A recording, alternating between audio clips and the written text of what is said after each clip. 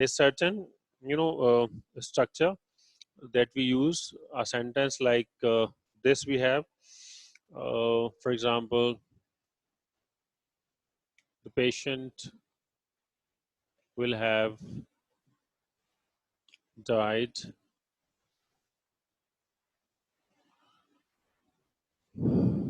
before the doctor arrived. Okay, this sentence again has two parts.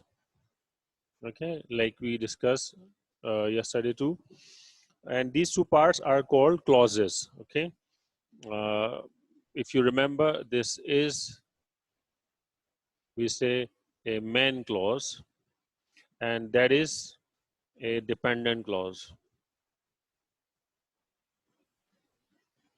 Okay, this is one of a very important structure that sometimes comes into sentence completion. What kind of structure is it? Well, with the help of this one word, we can guess that this is about future. Okay, but what future tense it is? Is it simple tense or some other form of it? We have a helping verb and we have third form of the verb.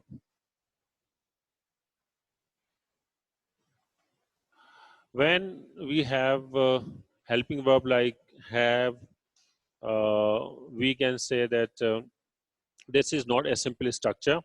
That is a future tense, but it is future perfect tense. Okay, this is like future perfect.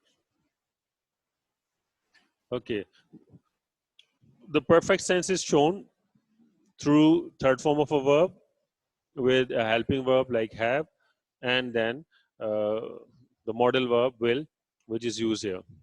On the other part, we have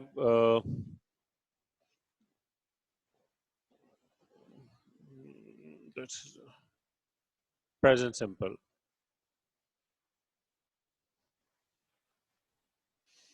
or present indefinite, as we call it. Like I told you that when we say generally present simple, we mean to say the form of be only, like will be, I will be here, I will not be here, he will be here.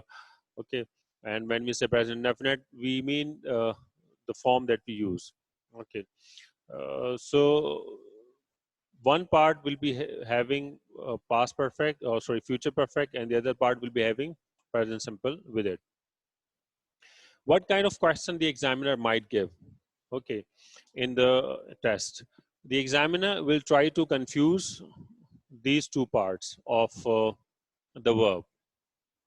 Okay, uh, a question would be like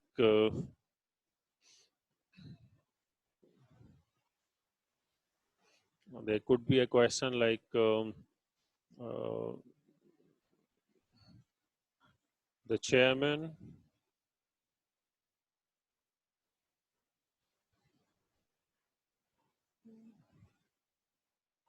will have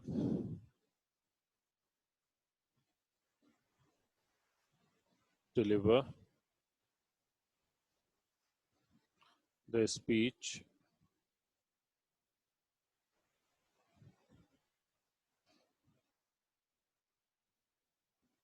before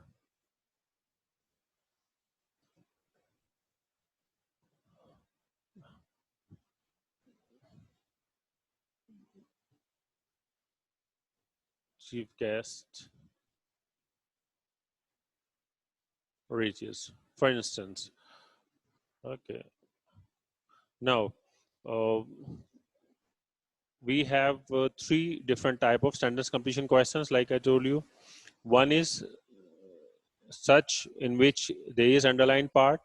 Okay, and we will be having 4 or 5 choices. Generally, choice A will be the same as the sentence, and then we'll have different choices. So if we feel that the part that is underlined is the same, we'll go for A choice, otherwise B, C, D, or whatever the choices that we have. So if you look at the choices, that'll be like will have, deliver. Okay, B is would have, C could be will have delivered, and D will be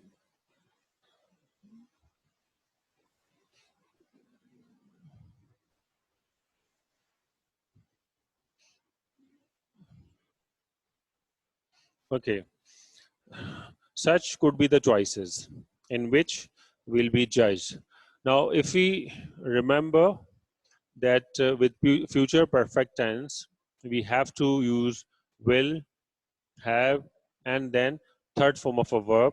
We can very easily grasp the idea that the underlined choice has a problem. Well, it has will, it has have, but it does not have third form of the verb. It has first form of the verb.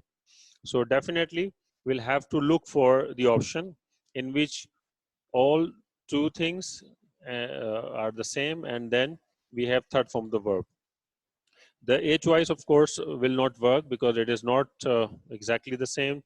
B has again would and then first form of a verb. That won't work either. Then in C we have will, have, and then third form of verb.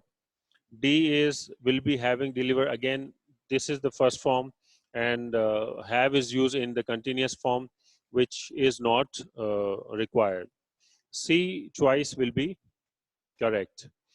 There can be an alternative of the same question. The examiner might do something with this part of the sentence.